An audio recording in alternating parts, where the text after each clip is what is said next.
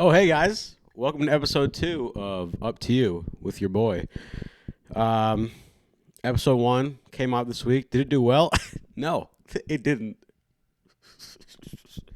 Nah, it didn't do too well, but that's okay. That's okay. This is a brand new podcast. Did it hurt my ego a little bit? Yeah, of course. Do you know when people told me before, like, oh, you have 2 million followers on TikTok, you have 500,000 on Instagram. Just put something out there. People are gonna love it. They in fact did not love it so far. But you know what? This is the thing about content creation that they don't tell you. Okay, they don't tell you how hard conversion is from one platform to the next, and that's some advice for anyone out there watching this who is trying to get into content creation. If you think if you blow up once or twice, or even on one platform, that's going to be life changing. 9 times out of 10, it's not. And I know I'm not alone. I know plenty of people that have millions of followers, but aren't able to do a lot of great things on other platforms. And that's okay. That's not. Dude, I sound like freaking Godzilla there. That was crazy. I'm gonna play this back and put Godzilla over the top of it in 3, 2, 1. Nah, but that's not a dig at anyone's character or work ethic or talent, really. That's just the nature of the beast, man. For a lot of people, it's hard, and I am in fact one of those people. But the show goes on.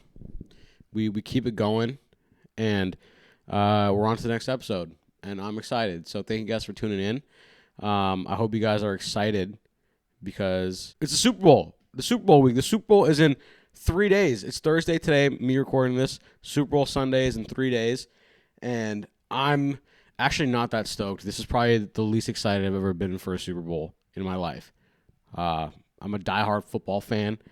But, like, the Niners and Chiefs, man, like, I don't know who to root for. Like, this is the first year that either the Patriots haven't been in it or I just don't have a team that I'm like, no brainer, this is who I'm rooting for. It's crazy. Like, I remember in the 4th grade, too, it was the Colts versus the Bears, and I was like, yo, Bears. I'm like 8, and I'm like, yeah, the Bears, because Devin Hester and Brian Urlacher and Lance Briggs, and I was locked in. This year, I'm like, truthfully, the only thing I'm excited for is Post Malone's pregame show. Not even the halftime show. I mean, Usher's going to be in there and be like, it's 7 o'clock on the dot. I'm in the drop top. And that's going to be pretty fire. But besides that, like, I have zero stake in this game. Like, who do I root for? I don't know. Like, the Chiefs, like, Taylor Swift aside, I know Swifties are going to come after me, but Taylor Swift aside, I'm not a big Chiefs guy. Like, it's just like the Mahomes family, in my opinion, a little cringe. Not huge fans of them, except Pat. Patrick Mahomes, all credit to him. Travis Kelce, I like the Kelce brothers. Their podcast is great. They're both funny guys. And the Taylor Swift thing aside, it's just as a Patriots fan, as a diehard Patriots fan, I don't want to see another team be a dynasty so soon, Like, I always knew that, like, our time is over. The dark ages are upon us. But, like, to see another team so swiftly.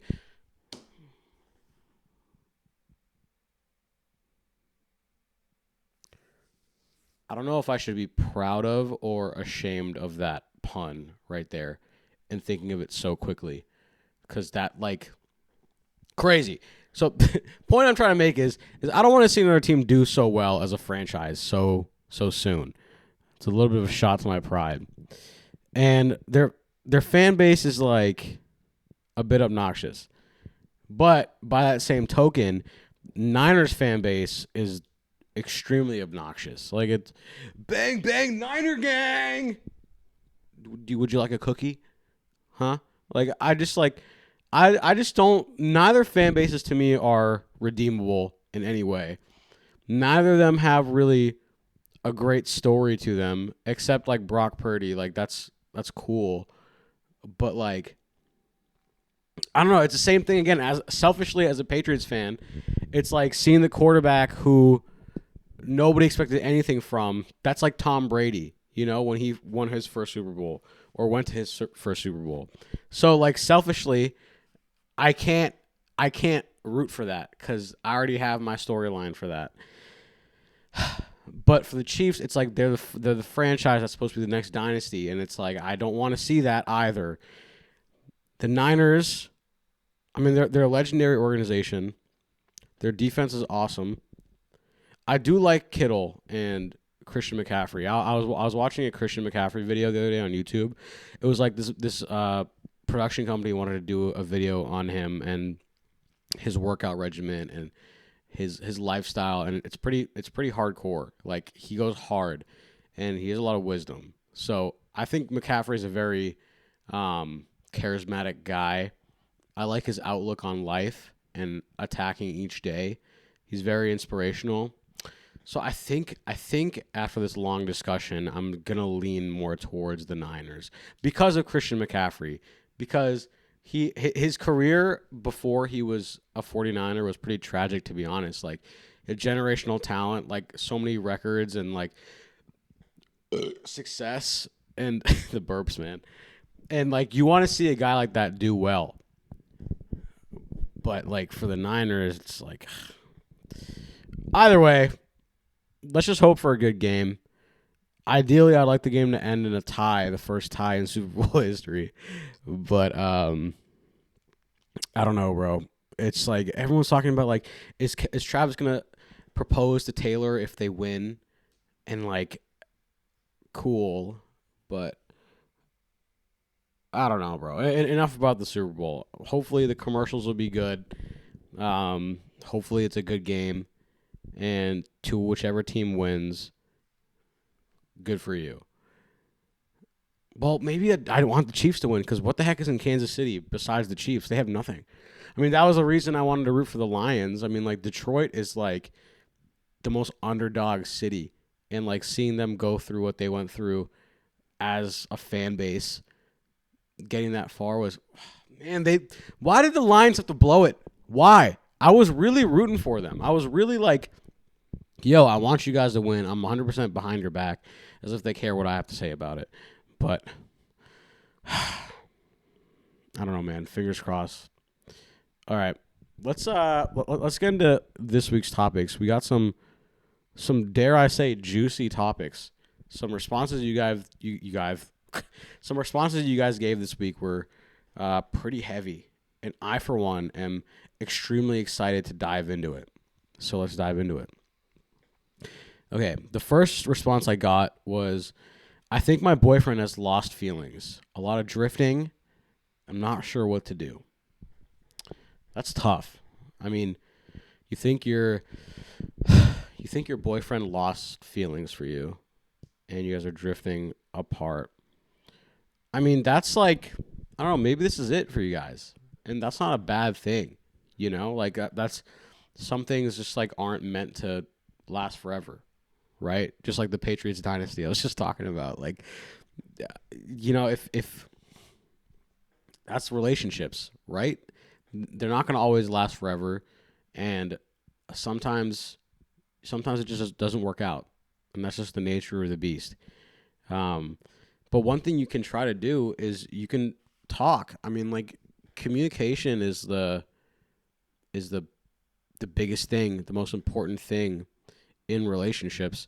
So you should 100% bring it up to your boyfriend and be like, hey, I feel like we've been growing apart, and I'm not really sure if you still have feelings for me, honestly.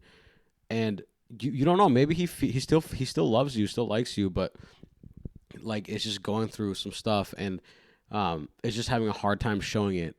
But if you vocalize to him that, like, hey, I don't feel like you like me the same, then he might be like, oh my God, like, I'm so sorry. That's not my intention. Because guys, naturally, we get too comfortable. We get complacent, and sometimes he needs a little kick in the head to be like, oh, like, if I don't step it up, I'm going to lose her, So I recommend that. Bring it up to him.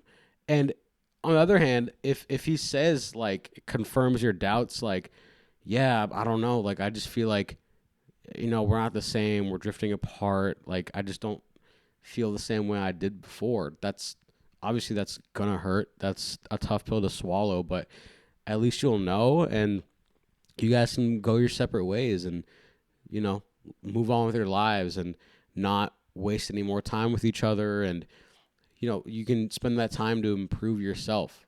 You know what I mean? Like, I don't think we talk about enough as a society how much of a time commitment being in a relationship is. And if you're not in the right one, you're literally wasting your time.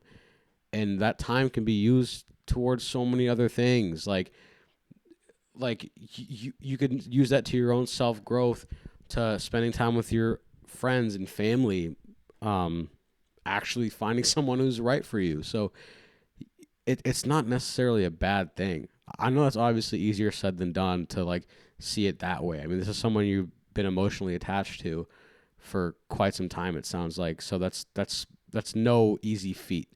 I'm gonna burp again. Sorry. I mean, that's what I get for drinking a carbonated beverage. Alani knew. The other energy drinks, fire. Alani, I love you. But yeah, just vocalize what you have to say. You know, maybe some reassurance to him, being like, "Hey, I really care about you. I care about this relationship." Will again serve as that kick in the head that he might need.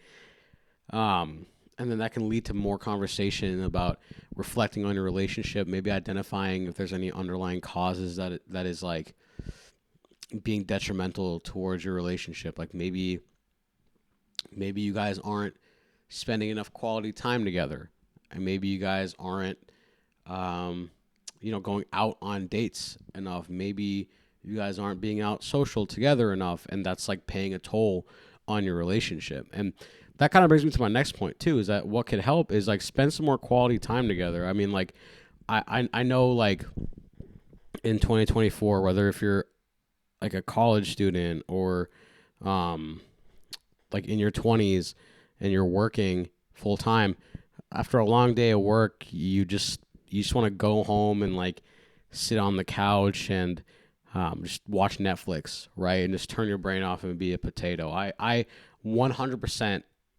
like understand that because I'm the same way. After a long day, I just want to like turn my brain off. But like again, sometimes going back to what I said earlier about how relationships are a time commitment, it's your responsibility to dedicate that time towards your partner. Like you guys have to grow together and be there for each other. And quality time is like, yeah, I mean, in some instances that could be like watching Netflix together, but it also is like engaging in something together, like doing an activity, playing a sport together, going out, even just going for a walk, man. Like it's just like the amount of times that like even Carly and I like we'll just be like laying around and then kind of just like should we just go for like a 10-minute walk?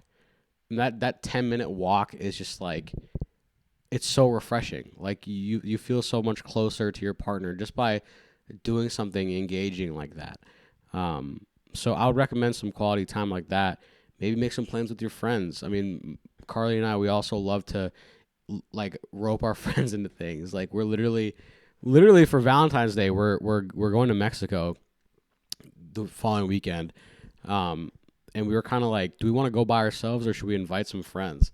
And we invited some friends, and like three of my boys are coming with us. And I feel bad for Carly because she's gonna be like third wheeling us. That's like every guy group dynamic, man. It's like anytime there's like one girl, that one girl is like third wheeling, and it's just the boys being the boys. But yeah, man. You could cook a meal together, bake something together. Sky's the limit. Just I promise you, like little acts of engagement like that really do go a long way. And if that's not working, then I think you have your answer. That like maybe you guys aren't meant to be together, and that's okay. And you'll move on. I mean, more likely than not, when you go through life, you're gonna go through breakups. You're gonna go through heartbreak. And if this is just one of those, then I hate to be patronizing, but like maybe it's just one of those. and you just have to move on and learn from that, and you know, move on with your life. I feel like I said it like 3 times, so I hope that was a little helpful. But let's move on to the next one, shall we? This next person said, I dumped my ex and they went to my friend within an hour. Hold on. You dumped your ex and they went to your friend within an hour. I'm sorry, but that's crazy for so many reasons. There's so many layers to this. Okay, so you need to evaluate your friendships in your life, clearly, because clearly you got some snakes in the grass who are not real friends. Because if me and my partner went through a breakup and they went to my friend and my friend was like, oh yeah, like should we like go out now? Like that would be crushing, and I would cut that person out of my life because that's not a real friend. Like you don't do that. You know, I feel like unless this is someone who like you think you're certain you're like going to marry and like you're in love with that person, then like who is your friend to come in the way of that? But if you're just like oh yeah, I just want to like hook up with this person, then it's a little fucked up. Excuse my language. So that's not a real friend. And like time goes by and like I guess that makes it okay, but like on the other hand, I don't think it's okay because it's like out of all the people in the world that you could pick, you have to pick my ex. Like you guys better be getting married if you're going to do that, because like why throw our friendship in the middle of that? It's a little weird. Um but yeah, man, I think you should evaluate your friendships because that's messed up. Um and you want to have friends that would be there to comfort you in that situation. Like I know I have friends that would do this, and I'm a friend that would do this for my friends, but like if someone's going through a breakup, you drop what you're doing and you go check on them, and you're like, "Yo, like we're going out tonight or we're hanging out. We're going to have some fun. We're going to get your mind off this." You're not hitting up that person's ex. What? That's not friendship, man. That's not friendship at all. And I'm sorry you're going through that, cuz that's that's getting stabbed in the back right there. Um, and on the other hand, with your ex, I mean, it kind of seems like your ex is just trying to hurt you. To be honest, I mean that's just a low blow. Like, um, I feel like they're well aware of what they're doing. Um, it's kind of the same thing. Like, I don't think that they're like, oh, like we're gonna like be together and get married. Like that's why this breakup happened. I think your ex is very clearly like, okay, um, so and so hurt me and broke up with me, so I want to get back at them by getting with their friend. They know exactly what they're doing.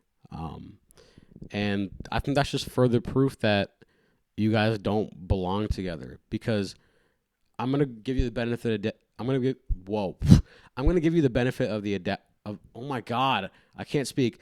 I'm gonna give you the benefit of the doubt and assume that you maturely broke up with this person. You kind of said like, yo, like I like we shouldn't be together. Like I you deserve better. I deserve better. I'm assuming that it was like you weren't being a jerk about it, and you weren't just like, oh, dude, like I'm just done with this girl, like to the streets, and you weren't mean. Um, and if that's the case, then and you were emotionally mature about it, and this person, your ex, was being emotionally immature about it, it sounds to me like you might have dodged a bullet here, because you don't want to be with someone who's not emotionally mature, um, or emotionally intelligent, whatever you want to call it. So that it sounds like you dodged a bullet, honestly. So, um, I'm sorry again. Um, your ex is probably down the road gonna feel bad about that. Um, but it sounds to me like you should completely cut off contact with um, your ex, obviously, but your friend also, or ex friend, maybe after talking to them first and just being like, yo, I want you to know that that was like really messed up. And I don't appreciate that at all. I mean, that's crazy, man. I mean, I just can't believe your ex would even flip just like that. Um, and I just hope for you that this doesn't affect your future relationships because obviously jealousy affects a lot of people's relationships and can be a problem.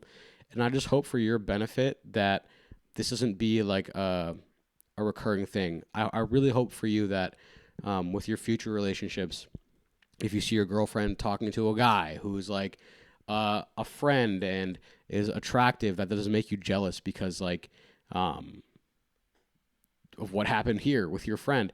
And I really hope that when you have a future girlfriend or like a future friends too, when they commingle and they're like making each other laugh, that doesn't make you like nervous or jealous. And um, I would really hate for this to be baggage that really holds you back in the future. Um, but hey, these are things that you can work on now, and I think the self awareness is the most important part right now. That like, okay, this could be a problem down the road.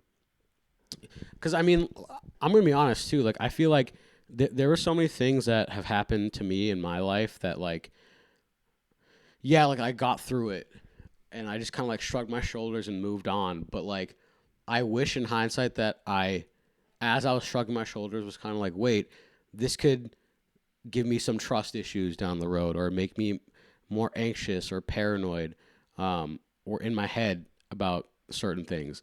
So my only recommendation would be to just like try to nip this in the bud now while you got it, and hopefully this won't be affecting you down the road.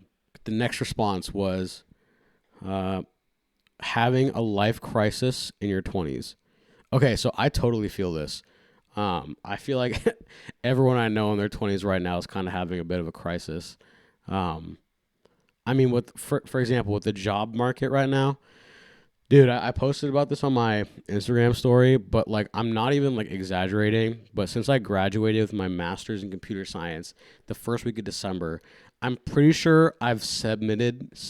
I couldn't decide if I want to say sent or submitted. I've submitted probably around 1,000 job applications for entry level software engineering or web development positions, which is nuts. Like all these positions are saying like, yeah, entry, but we want like 5 to 8 to even 10 years of experience. And it's like, okay, well, um, I don't know where you're going to find someone who's going to take an entry level salary with that much experience. Um, it's just crazy. And like, it was a bit comforting because I had so many replies from friends or random followers who have different jobs and backgrounds across different industries, and like it seems like the whole job market right now is just trash and no one's having any luck or success. And it's just like it's brutal. It really is brutal. Because like it's just existing is so expensive, bro. Like if I knew existing would be so expensive, I wouldn't have been such a good swimmer. You know what I'm saying? Like I would have stopped myself, and I would have just not done anything, because this is not it. This is not it. I'm telling you right now. Existing, mad expensive. 0 out of 10. Don't recommend it. But yeah, man, it's tough. And since you're in your 20s now, like I'm sure with COVID and stuff, like you kind of feel like part of your 20s were robbed. You know what I mean? Um, I feel the same way. Like coming out of college, you're like, yeah, my 20s are gonna be like, like I'm gonna party with my friends. I'm gonna go on these trips. Like I'm gonna make memories. I'm gonna like just make endless memories. And I graduated at 21 in 2019, and I had about 8 months of that until until COVID. Um, and it's tough, man, because like all that stuff again is expensive, and like with the job market now, it's just a freaking like nasty cycle domino effect. And I just feel you. I feel you. Um, and it sucks, man, because like even with like to be honest with content and stuff, like things aren't going that well for me. Um, like I'm losing followers on Instagram, like thousands at a time. Because maybe I post too much because I'm trying to like rebrand a little bit, and become more marketable and monetizable to brands to get brand deals. Um, I I don't post the content people like. Um, Everyone knows like the emo singing and like Riz and like comedy, but like that's not the only side to me. I'm not like a one dimensional person. Like I'm trying to show that my life and post what I want to post.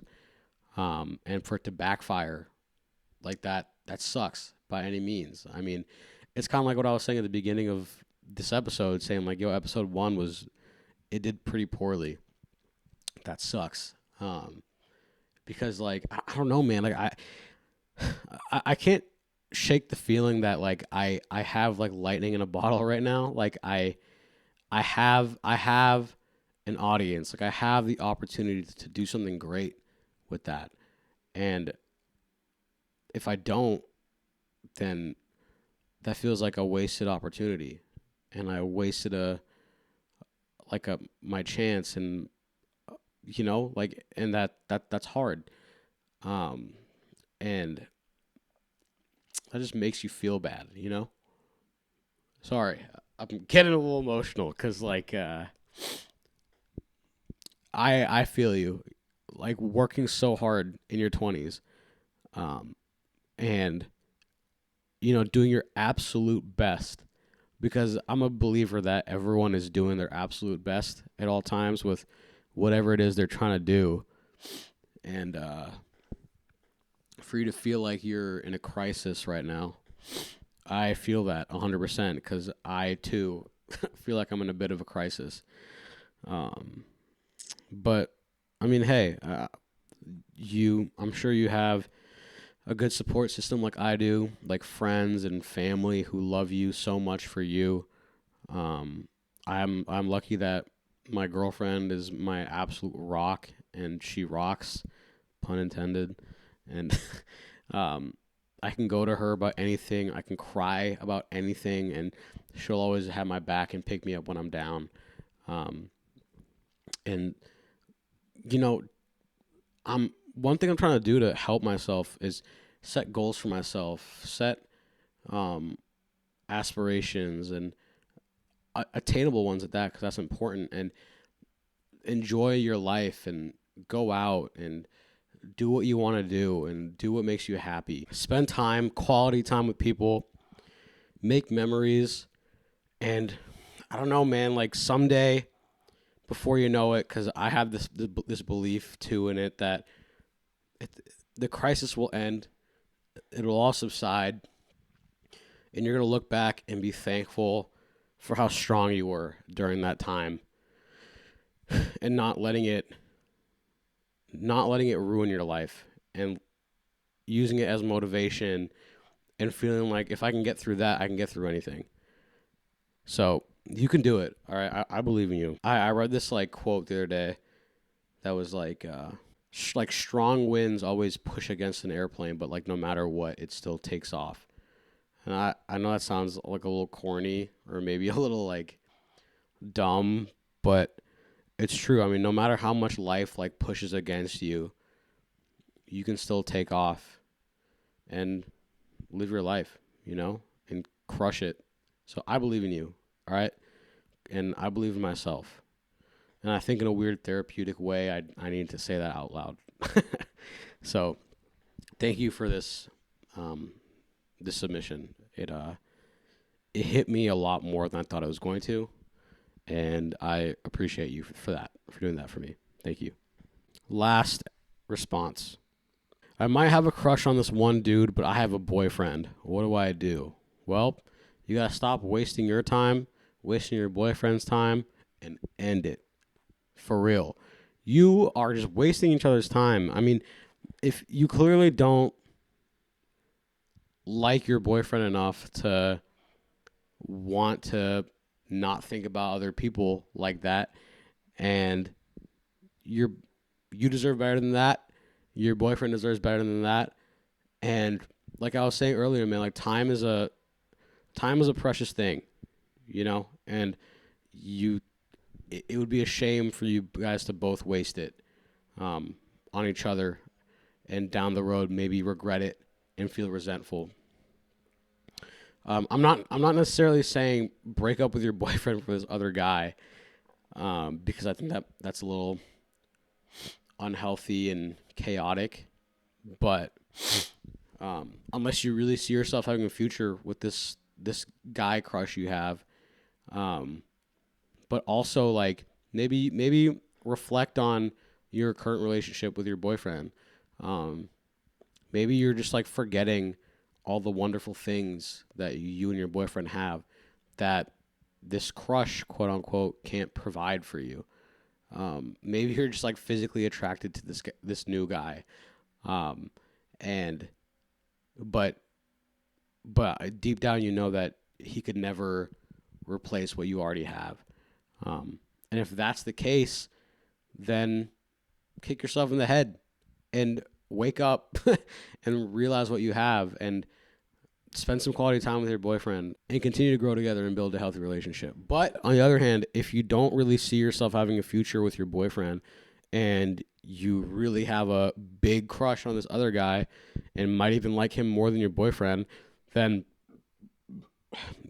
there's your answer. I mean, like, if you have to question it that much, I think that's a bit of a red flag, and you should do yourself a favor and do your boyfriend a favor and end it, because like you're literally wasting each other's time. Whether it's with relationships or your life in general, you should follow your heart.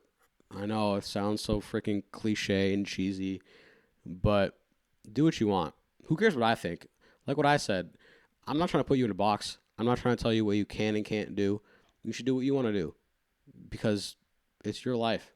These are your years. This is your time. You should make the most of it. So whatever you want to do it. But I still think you should break up, because it sounds like you're wasting each other's time. Okay, you guys. Damn, that was 45 minutes. Well, there's a lot of pauses and stuff, so this episode will probably be around like 30 minutes. But yeah, that's gonna wrap it up. Thank you guys so much for tuning in. I love you and I appreciate you. And yeah, thank you for the support and taking the time to watch this, listen to this, whatever. It means a lot.